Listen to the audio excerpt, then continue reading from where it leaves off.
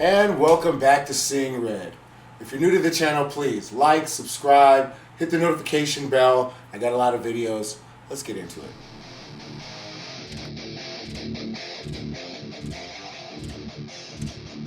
Husband is already out there. He's literally already out there. Just Are like, you gonna go get him? I don't have to go get nothing because my pastor taught me the man chases. Your pastor.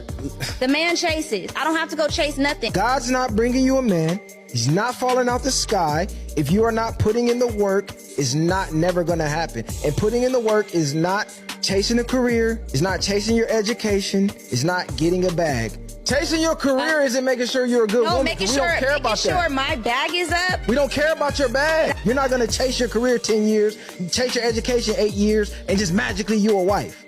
It does not work that way because they got you valuing money, they got you blinded by the bag, and then time blowing by the time you look up, they wake up 50 going, well, God gonna deliver me a good man. You have to invest to get the man you want. Your beauty only lasts so long, and that's only gonna get you so far. Yeah, you can get in the door, you can attract these guys, but like, you're not able to keep them. Bottom line, because if you could, you would be kept. Yeah, we have the Me Too movement to thank for that. Men aren't approaching like they used to. But if a woman approaches, you have a 90% success rate. So I say do that. Majority of women are absolutely delusional. They are.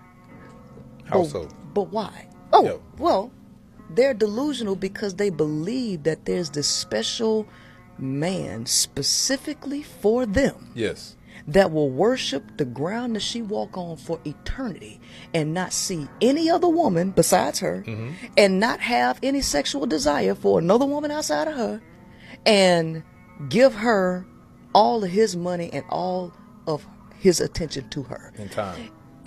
Yeah. And she believes that the older she gets, the more opportunity that she's going to face. You know why? Because she does not understand men. Have you ever heard an Asian woman screaming out, I'm an independent woman, I don't need a for shit? No, because she's saying it in Mandarin. Have you ever heard her say she's independent and she don't need her man? That's what I said. Black women are the only people that celebrate not having a man.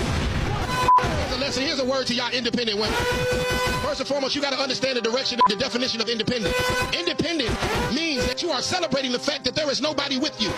Black women, you are celebrating the fact that you don't got a that you don't have a man, that you don't have a father, that you don't have a dad, that you don't have a husband, that you don't have some kind of male influence in your life. You're celebrating being alone. That's why we don't like y'all independent. Why would I want a hoe that celebrate me not being there? Then you get mad at us for not being there and call us deadbeats. I really hope this independent, I don't need a man stuff is going away. All right, it is dividing the community. It is dividing men and women, and it is straight garbage. Being independent, you're just saying, I pay my own bills. Congratulations, you're an adult. But y'all need to quit that stuff, all right? I keep telling women, you only pick the men that you open your legs to. You do not pick the man that goes down on one knee. You don't. So you can make your choices and be free-willed and live up your best city girl life all you want, yeah? But at the end of it, you're not the one that's going to choose whether you're worth to be married or not. So I suggest you actually listen to men when they say what they want to marry. You've heard this a million times. Women decide who gets laid. Men decide who gets wifed. And that's just the way it is. You want to be a wife, you have to act like a wife. Most women just want the ceremony and the ring and the pageantry so they can post it on social media. But the reality of it is you don't really want to be married because that takes work.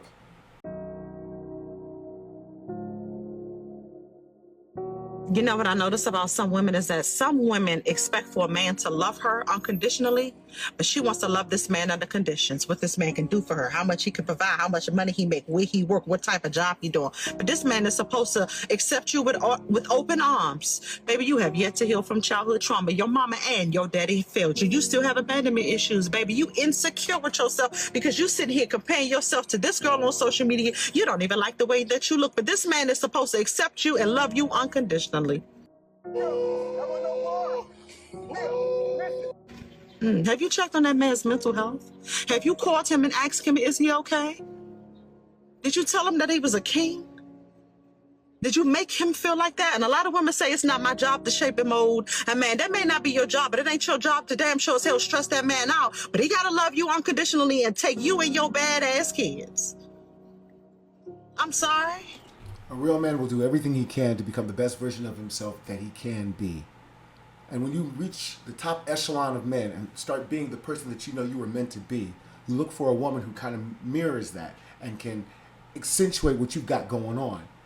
But if you come to the table and you just got kids from other men and you know you're on stamps and you need all this money for your hair and your nails and all this, you ain't got nothing going on. How you gonna call me Dusty when you can't afford to take you to the places that you want me to take you to? If you can't afford to go there on your own, why am I taking you? Now this next one is wild. Get in the comments and let me know what you think. Okay, so I got you on camera. Please say it one more time, because ain't nobody gonna believe this. Why can't I get my house?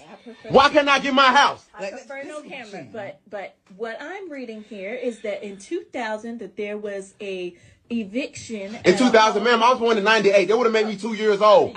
So how do I have an eviction when I was 2? Lord. Listen, I do understand that there are just several factors that we look at here, and there, with the eviction, and then there's a repo in 2008. I'm not. Ma'am, I would have been 10 years old.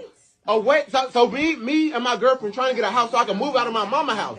So I'm trying to see. So mama, please explain to me. Please. First and foremost, calm your voice down while we get in this room here. But mama, please explain to me how I got an eviction. How do I have an eviction when I was 2? I don't think you understand, ma'am. And while you over here trying to judge me and everything like that, reading off everything, you don't know what happened to us. Okay? But man, you're supposed to be helping me co-sign, and I find out I can't even get a house because of you. How is all this stuff in my name? Calm your voice down now. You'd be surprised how many single moms actually do this. Put things in their kids' names to save their credit. Fortunately, because you're under 18, though, you can't be held liable for all this. So all this stuff can be taken off your record. Birthday, like you really just should have paid for all of our food. For one, I'm not paying for everybody's food. It's your birthday, cool, but I'm not doing that. I'm only paying for what's on the check. I'm not splitting the bill, shawty. That's crazy. You expect us to split the bill? You got lamb chop, you got steak, you got some. Look at all that. Look at what all they got. They talking about splitting the bill. I'm only paying for what's on the check. I'm not splitting the bill, shawty. That's crazy. What did you come out for? We come together, we split the bill. My thing is, y'all doing too much. Y'all doing way too much. We didn't order all that going on. Birthday, like you really just should have paid for all of our food. For one, I'm not paying for everybody's food. It's your birthday, cool, but I'm not doing that. It's 18. Why don't you gotta pay for all y'all food though? You right. 18 I'm finna leave. You staying here with them or you coming with me? Nobody wants a broke nigga. Are you? Whoa, bro!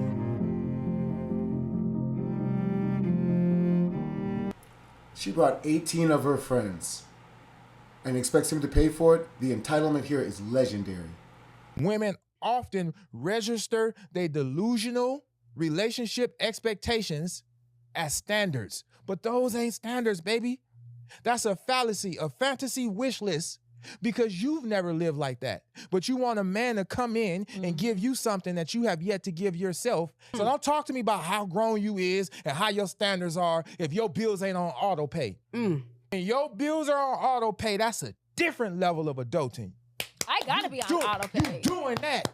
You are different. I didn't know that was a thing. Bills are on auto pay, you are different. I don't even know. You deserve those red bottoms. You deserve that Chanel purse because that is your standards. That we separated by auto pay. If you marry a woman that's been with 10 different men, that's a lot of imprinting. Because for a woman, sex changes your DNA. Wow. It changes it. It alters it. This is biologically proven. So you're being imprinted. I would rather be imprinted by the man that I'm marrying and not engage in sort of like a psychological, biological, spiritual orgy. Because now, you know, a lot of times you wonder why relationships are not working because they're comparing you with other lovers. And because everything happens at a psychological, subconscious level, sometimes people are not able to access why they treat you or respond to you in a certain way when the response is coming from all of these other experiences that they've had. It's a well-known fact that sleeping with a lot of men makes it impossible for a woman to pair a bond with any one man. You've just had too much variety to lock down to just one. Most women that say they want a good man, if you bring her one right now, she probably gonna fuck it up. Do you think that women are single by choice? Them saying they're single by choice is because they've been unsuccessful in finding one.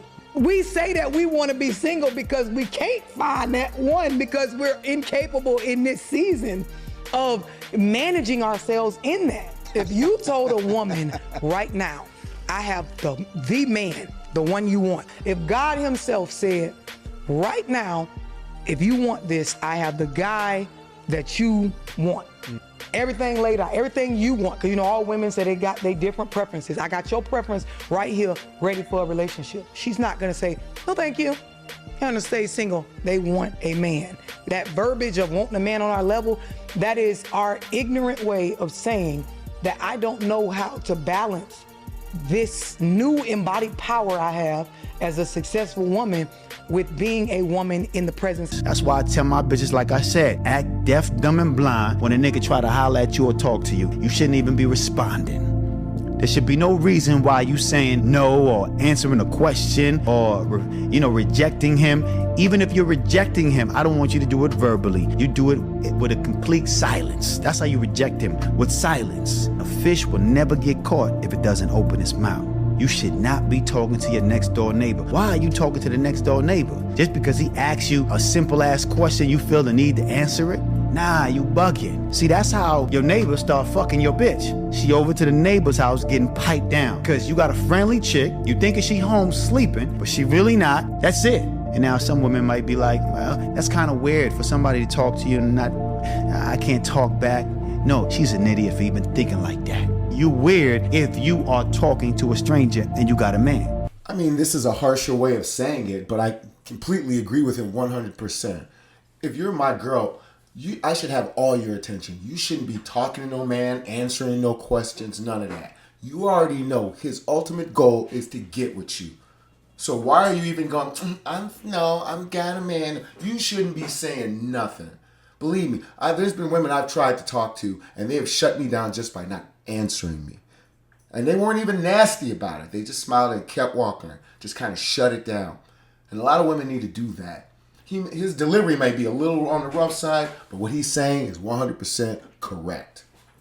I don't care how much you like a girl. Don't ever let no woman treat you like you're regular. If a woman not treating you like you that guy, then that means she don't see your value, and you don't tolerate that from nobody. Let me tell you something that you should already know. If somebody sees you as valuable, they're gonna let their actions reflect as such. So if you ever catch yourself in like you have to beg for anything from somebody, you need to cut ties with them. Whether that's begging for them to support you, begging for them to text you back, begging for them to hang out with you. If you feel like you gotta do too much to get anything from anybody, cut ties with them. And here's what you need to do. When you leave, keep doing things the right way. Keep getting money, keep working out, keep working on your mental and emotional health. Don't start just giving yourself to multiple women. It's no point in doing that. You're not impressing nobody. And then when you find a good woman that treats you to the level of your value, you better give that woman the world. You better give her everything she wants and more. Take care of her because she was the one in this generation. If you are lucky enough to find the right woman, then by all means, you lavish love and gifts on her. Because she's a ride or die. But that woman is really rare. Because in today's climate, every woman you meet got her hand out. You can't take them to the Cheesecake Factory. You can't take them to Applebee's. They all want this 5-star stuff, asking you to take them places they can't even take themselves.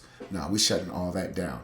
All you men out there who are in a situation where you know this woman won't let you finish talking without hisses, that means you're nothing to them. Trust me. At her job, when Mr. Feinstein is talking, they be quiet, they listen to what he has to say, and on top of that, they do it. You, not so much. Why do you think that is? She can't be quiet when you're talking because she doesn't respect you. And if somebody doesn't respect you, if you try to build with them, you're gonna lose miserably. Y'all don't deal with women and how they nag because y'all like men, but it is exhausting. It's emotionally exhausting dealing with a woman who's highly neurotic, highly disagreeable. Everything bothers her. Nothing is ever good enough. She has a problem with every minuscule thing that pops up, and then she just exaggerates problems and issues to the point to where the only thing you want to do is get away from her. And that's a very real thing that a lot of men experience. I've dealt with it, and as I said, it's not intuitive when you deal with a woman after you've dealt with a woman like that and you move on to another woman. It's just heuristics. You already know, I've seen this before, I've seen this story before. This woman is going to be a headache, and that's essentially what we try to get away from. These women are migraines, and they created a lot of issues over the simplest things. You can't even communicate effectively with them because they're not willing to listen, they're not willing to understand, and they don't see the flaws in the things that they do wrong. Anyway, that's going to do it for me today. Please like and subscribe. And if you really liked what you saw, I got a lot of the same kind of stuff. So please, it helps the algorithm if you watch another video right after this one. See you in the next one.